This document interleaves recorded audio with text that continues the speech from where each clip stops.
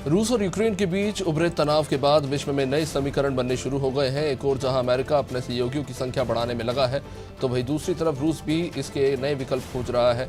America के खिलाफ ऐसे देशों का एक नया गठजोड़ तैयार हो रहा है जो अमेरिकी विरोधी है।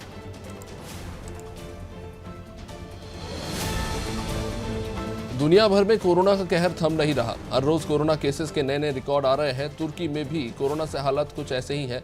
तुर्की में बीते दिनों 58,715 नए कोरोना केसेस दर्ज किए गए।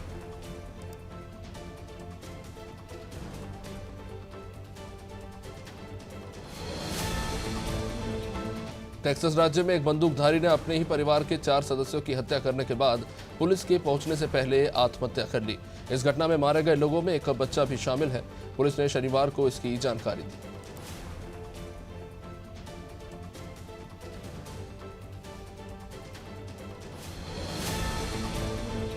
ब्रिटेन की महारानी एलिजाबेथ के सिंहासन पर बैठने के 70वीं वर्षगांठ के समारोह की शुरुआत हुई। 6 फरवरी 1952 को इस समय एलिजाबेथ महारानी बनी थी, जब उनके पिता का अचानक निधन हुआ। समारोह का आयोजन इंग्लैंड के पूर्व में स्थित सैंडी ड्रम में आयोजित किया गया।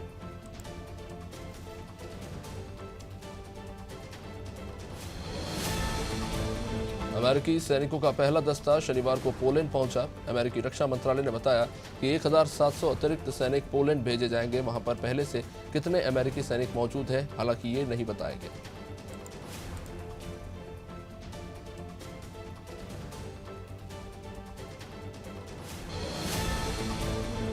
पड़ोसी मुल्क पाकिस्तान एक बार फिर भारत में साजिश रचने की कोशिश में है, जिसके लिए वो अब पुराने हथकंडे अपनाने की सोच रहा है। रिपोर्ट के अनुसार पाकिस्तान भारत में नफरत फैलाने और चरमपंथ को बढ़ावा देने के लिए अपनी पिछली रणनीति को फिर से शुरू कर रहा है।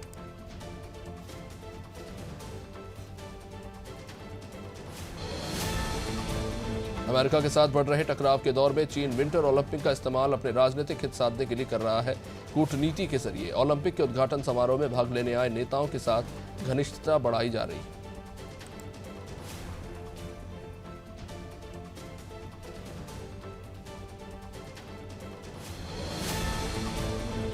चीन ने अमेरिका के खिलाफ खुलकर आवाज बुलंद करना शुरू कर दिया है। इस बार उसने अपने मित्र राष्ट्र उत्तर कोरिया के पक्ष में आवाज उठाई।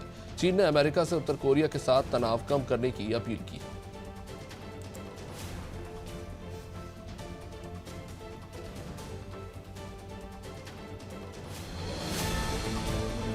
एलएसी पर चीन फिर से नए हथकंडे अपना रहा है। दूसरे के इलाके में कब्जा करने के लिए वो अपने मंसूबों पर लगातार आगे बढ़ रहा है, जिसके लिए चीन वास्तविक नियंत्रण रेखा के साथ यथास्थिति को बदलने के लिए सलामी स्लाइसिंग तकनीक का उपयोग कर रहा है।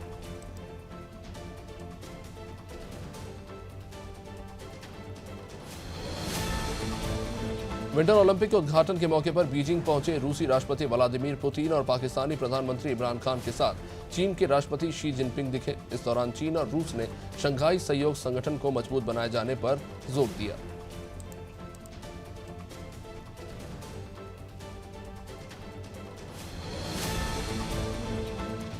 गैलेक्सी में मौजूद ग्रहों की उम्र तारों से कम ही होती है, लेकिन हाल ही में खगोलविद ल्यूविन द्वारा किए गए एक अध्ययन से पूरी तरह अलग तथ्यों की संभावना सामने आई है। इस अध्ययन में खगोलविदों ने सुझाया है कि यदि तारे खत्म होने की कगार पर भी होते हैं, तो उनमें से कईयों से ग्रहों का निर्माण होने की संभावना प्रबल हो जाती है।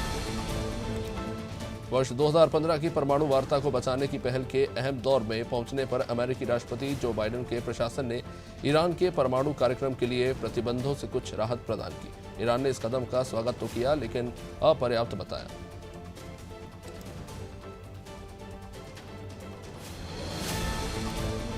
अमेरिका के मैनहट्टन के पास यूनियन स्क्वायर में स्थित महात्मा गांधी की 8 फीट ऊंची कांसे की प्रतिमा को क्षतिग्रस्त कर दिया गया। इससे भारत वंशियों में काफी गुस्सा है। भारत के महावाणिज्य दूतावास ने वारदात की कड़ी निंदा करते हुए इसे घृणित करार दिया है।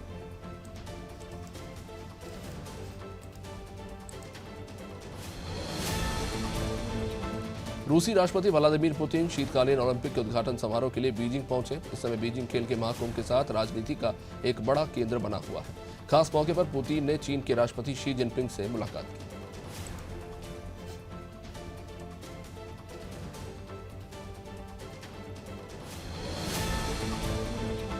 संयुक्त राष्ट्र महासचिव एंटोनियो गुतारेस ने चीन के राष्ट्रपति शी जिनपिंग से बीजिंग में हो रहे विंटर ओलंपिक गेम से तर मुलाकात की। इस दौरान उम्मीद जताई गई है कि मानवाधिकार आयोग के हाई कमिश्नर और चीन की अथॉरिटी शिनजियांग समेत दूसरे प्रांतों में जाकर मानवाधिकार उल्लंघनों के मामले की जांच करने की अनुमति दी जाएगी। पत्रकारों की एक अंतर्राष्ट्रीय संगठन ने गुरुवार को अपनी रिपोर्ट में तालिबानी शासन के दौरान अफगानिस्तान में मीडिया के खराब होते हालात पर चिंता जताई। संगठन ने बताया कि अफगानिस्तान पर तालिबान के कब्जे के बाद से देश के 318 मीडिया प्रतिष्ठान बंद हो चुके हैं।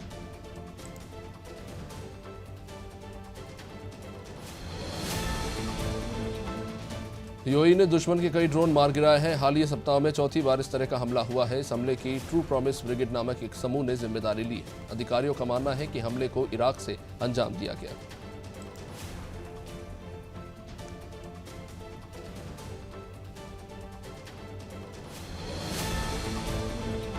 न्यूजीलैंड में कोरोना वायरस का प्रकोप थमने का नाम नहीं ले रहा है। ऐसे में महामारी के कारण देश को अपना राष्ट्रीय वतांगी दिवस ऑनलाइन मनाना पड़ा। इसके कारण न्यूजीलैंड की प्रधानमंत्री जैसिंडा अर्डर्न ने लोगों से कोविड के खिलाफ अपनी लड़ाई में एकजुट होने का आग्रह किया।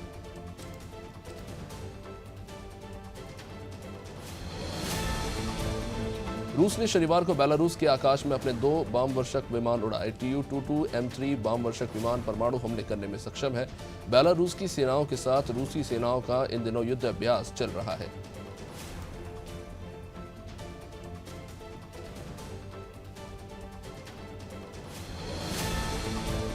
देश में कोरोना के मामले धीरे धीरे कम हो रहे हैं। पिछले 24 घंटे में संक्रमितों की तुलना में स्वस्थ होने वाले मरीजों की संख्या में लगातार इजाफा हो रहा है, जिसे देखते हुए कई राज्यों ने स्कूल को फिर से खोलने का फैसला लिया।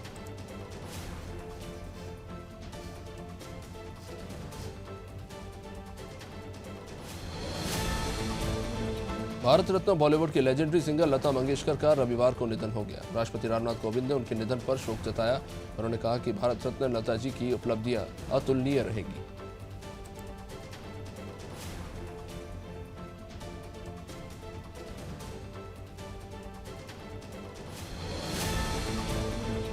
देश में कोरोना की तीसरी लहर अब खत्म होती नजर आ रही है। पिछले कई दिनों से लगातार इन मामलों में गिरावट देखने को मिली है। केंद्रीय स्वास्थ्य मंत्रालय से मिली जानकारी के अनुसार भारत में पिछले 24 घंटे में कोरोना के 1,07,474 नए मामले सामने आए।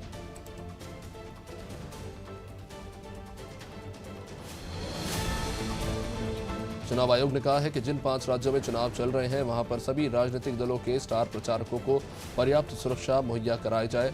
2 दिन पहले ही पश्चिमी उत्तर प्रदेश में AIMIM असदुद्दीन ओवैसी की कार पर फायरिंग किए जाने की घटना सामने आई थी।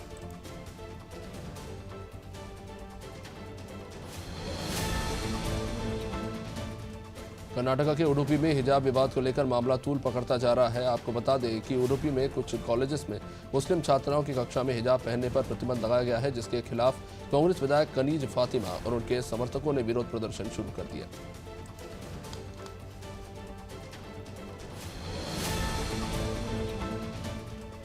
केंद्रीय मंत्री स्मृति ईरानी गोवा में चुनावी अभियान का हिस्सा बनने पहुंची थी। इस बीच रास्ते में एक युवती सड़क दुर्घटना का शिकार हो गई। केंद्रीय मंत्री ने महिला की मदद की और अपनी कार से पीड़िता को एक पुलिस अधिकारी के साथ निकट अस्पताल में पहुंचाया।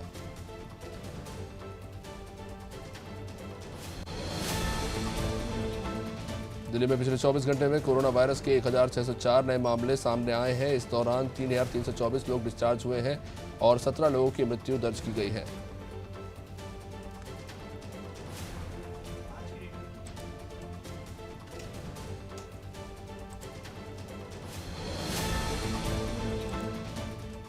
हर पढ़े लिखे और युवा को रोजगार मुहैया कराने की राह थोड़ी आसान हो सकती है। विश्वविद्यालय अनुदान आयोग अब उच्च शिक्षा से जुड़े सभी कोर्सेज को कुछ इस तरह डिजाइन कर रहा है, जिनमें डिग्री के साथ कौशल का प्रशिक्षण भी मिलेगा।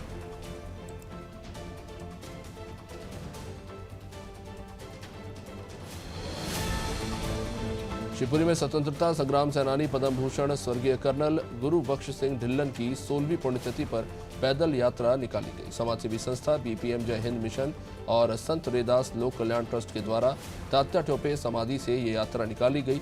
आपको बता दें कि शहीदों की शहादत को याद करते हुए हर साल ये मशाल यात्रा निकाली जाती है। इंदौर नगर निगम एमजी रोड सड़क चौड़ीकरण प्रोजेक्ट को महत्वाकांक्षी प्रोजेक्ट मानकर काम कर रहा है। नगर निगम टाइमर लगाकर इस काम को जून महीने के अंत तक पूरा करने की तैयारी में है। नगर निगम और smart city MG road project को हेरिटेज थीम पर तैयार कर रहा है। इसके लिए स्थानीय व्यापारियों का पूरा सहयोग लिया जा रहा है। कटनी में बीजेपी प्रदेश अध्यक्ष बीडी शर्मा ने सांसद सुविधा केंद्र का उद्घाटन किया। इस उद्घाटन से पहले बीडी शर्मा ने विधि विधान से हवन पूजन किया और फिर सांसद सुविधा केंद्र का उद्घाटन हुआ। खास मौके पर शर्मा ने कहा कि जनता का सांसद से निरंतर संवाद बना रहे, इसी विचार को ध्यान में रखते हुए ये संसद सुविधा केंद्र स्थापित किया गया है। भोपाल में कमिश्नर प्रणाली लागू होने के बाद पुलिस एक्शन मोड में है। राजधानी भोपाल में शनिवार की रात अपराधियों के लिए भारी रही। भोपाल पुलिस ने अपराधियों की धरपकड़ की मुहिम जारी रखी। करीब 1000 पुलिसकर्मियों को मैदान में उतारा गया था। कॉम्बिंग गश्त के जरिए वारंटी और कुख्यात बदमाशों के घरों पर दबिश दी गई।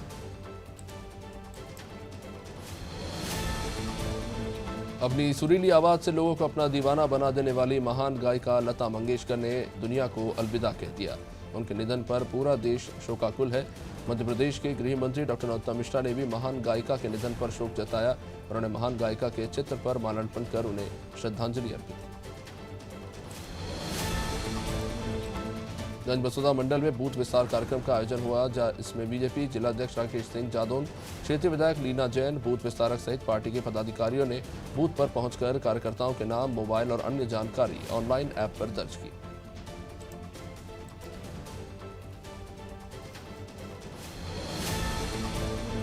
केंद्रीय बजट को लेकर इंदौर सांसद शंकर लालवानी ने प्रेस कॉन्फ्रेंस की। सांसद लालवानी ने कहा कि हाल ही में केंद्र सरकार ने जो बजट जारी किया वो सही मायनों में समग्र बजट है। ये बजट उन मूलभूत उपायों को आगे बढ़ाएगा जिन्हें प्रधानमंत्री मोदी की सरकार ने शुरू किया। इससे संपूर्ण मालवा के साथ प्रदेश को भी भरपूर लाभ मिलेगा। पूर्व मंत्री राजा पटेरिया कुछ दिनों पहले पन्ना जिले के रेपुरा गांव पहुंचे, जहां आदिवासियों ने वन विभाग पर उनकी फसल बर्बाद करने का आरोप लगाया, जिस पर राजा पटेरिया ने स्थानीय थाना प्रभारी को फोन करके कार्रवाई करने के आदेश दिए और कहा कि अगर कार्रवाई नहीं होती है तो गांव वालों को नक्सली और हथियार उठाने पर मजबूर हो जाएंगे। स्वर कोकिला लता मंगेशकर के निधन से करोड़ों संगीत प्रेमियों का दिल टूट गया। लता मंगेशकर का जन्म 28 सितंबर 1929 को इंदौर में हुआ था। सिख मोहल्ले में उनका जन्म हुआ और यही कारण है कि लता दीदी का इंदौर से खास लगाव रहा है। इंदौर के चाहने वालों ने सिख मोहल्ला स्थित पहुंचकर उन्हें श्रद्धांजलि अर्पित की।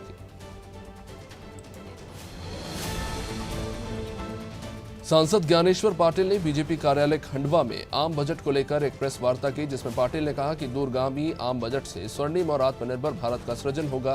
पीएम मोदी और वित्त मंत्री निर्मला सीतारमण का आभार जताते हुए उन्होंने कहा कि केंद्र सरकार ने देश के हर एक नागरिक को अपने बजट में जोड़ने का प्रयास किया है। खंडवा के रामनगर क्षेत्र में युवती की हत्या का सनसनीखेज मामला सामने आया है। मृतका रजनी नगर निगम के स्वास्थ्य विभाग में कार्यरत थी और पंधाना क्षेत्र की रहने वाली है। क्लर्क के मर्डर के मामले में पुलिस को उसके बॉयफ्रेंड पर शक है। फिलहाल पुलिस इस पूरे मामले की जांच कर रही है।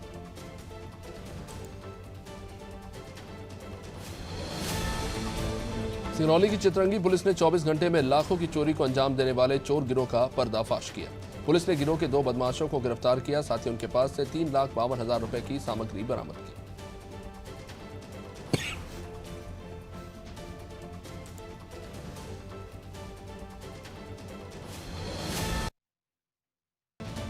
राजनांदगांव के डोंगरगढ़ में कांग्रेस के वरिष्ठ नेता और समाजसेवी शोभाराम बघेल की जीवनी पर आधारित पुस्तक का विमोचन हुआ।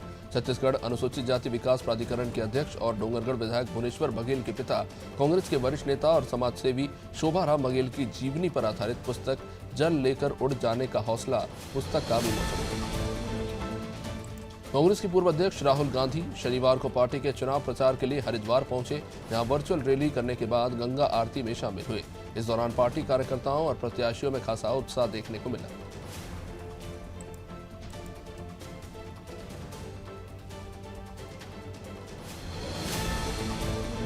उत्तराखंड विधानसभा चुनाव में धर्म के नाम पर जमकर सियासत हो रही है। ताजा मामला सहसपुर विधानसभा से, जहां चुनावी सभा में अल्लाहू अकबर के नारे लगाए गए, जिसका वीडियो बीजेपी ने सोशल मीडिया पर वायरल कर दिया। इस पूरे मामले में अब कांग्रेस ने एसएसपी को शिकायत दर्ज की।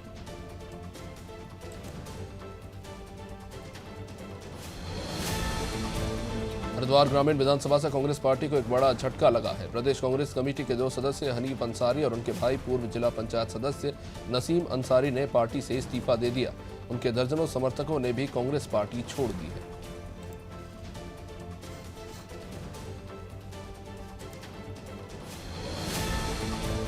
भारतीय जनता पार्टी के राष्ट्रीय महासचिव कैलाश विजयवर्गीय ने हरिद्वार प्रेस क्लब में प्रेस वार्ता की। इस दौरान उन्होंने राहुल गांधी पर जमकर निशाना साधा। कैलाश विजयवर्गीय ने कहा कि देश की एक बड़ी पार्टी का प्रमुख होने के बाद भी राहुल गांधी संसद में चौराहे की भाषा का इस्तेमाल करते हैं। चौराहे और संसद में बात करने में बड़ा फर्क है। हरिद्वार की रानीपुर विधानसभा से भाजपा प्रत्याशी आदेश चौहान लगातार जनसंपर्क कर रही हैं और क्षेत्र की जनता से भाजपा के पक्ष में मतदान करने की अपील कर रही हैं। राहुल गांधी पर निशाना साधते हुए उन्होंने कहा कि देश में उन्हें कोई सीरियस नहीं लेता।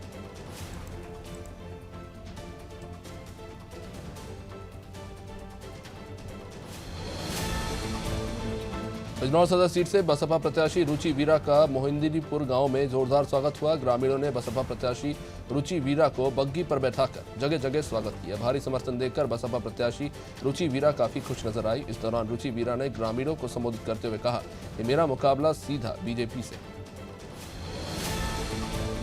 यूपी के देवरिया में शनिवार को 2 भाजपा प्रत्याशियों ने नामांकन दाखिल किया। राज्य मंत्री जयप्रकाश निषाद ने रुद्रपुर और भाजपा प्रत्याशी दीपक मिश्र ने बरहज सीट से पर्चा भरा।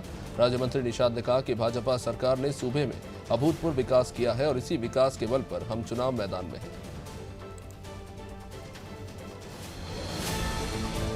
झांसी में चुनाव प्रचार अभियान के दौरान सपा कार्यकर्ताओं और समर्थकों की गुंडागर्दी का एक वीडियो सामने आया है। वीडियो मऊ रानीपुर विधानसभा क्षेत्र के करगुआ खुर्द गांव का। दरअसल बीजेपी के सहयोगी दल अपना दल की प्रत्याशी डॉक्टर रश्मि आर्य पति और समर्थकों के साथ चुनाव प्रचार के लिए निकली थी। इसी दौरान सपा का झंडा लिए और काला झंडा लिए कुछ लोगों ने विरोध शुरू कर दिया। झांसी के गांव आठौंदना में एक युवक का शव फांसी के फंदे पर लटका मिला, जिसके बाद इलाके में हड़कंप मचा हुआ है। सूचना मिलते ही मौके पर पहुंची पुलिस ने शव कब्जे में लेकर पोस्टमार्टम के लिए भेजा, साथ ही मामला दर्ज कर जांच शुरू की।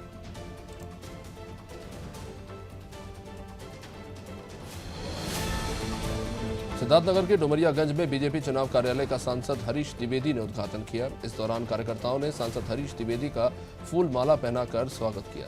उद्घाटन समारोह में डुमरियागंज विधानसभा से भाजपा प्रत्याशी राघवेंद्र प्रताप, जिला अध्यक्ष गोविंद माधव सहित कई भाजपा कार्यकर्ता मौजूद रहे।